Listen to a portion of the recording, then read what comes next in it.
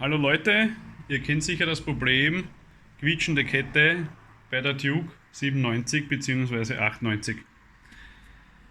Ich hatte eine 97er, circa 2 Jahre, hatte alle 500 Kilometer das Problem, die Kette zu schmieren.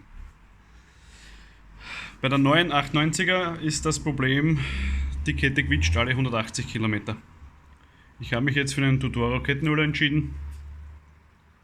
Der wird hier beim Ritzel montiert. Und der Behälter habe ich hier reingebaut. Ich habe leider auf YouTube nichts gefunden, wo es eine bessere Anleitung gibt. Das meiste war alles auf Englisch.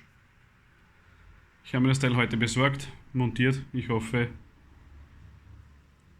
es ist dann eine Ruhe mit dieser Kette. Einfach zu montieren hinten bei den Schrauben beim Starter, wo das Massekabel angeschraubt ist, den Halter montieren, den Schlauch rüberlegen,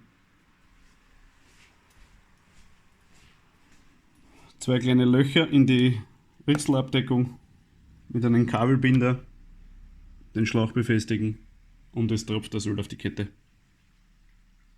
Die Schaltstange muss dafür entfernt werden. Es war sehr einfach. Ich hoffe, es hat euch geholfen. Mir schon. Ciao.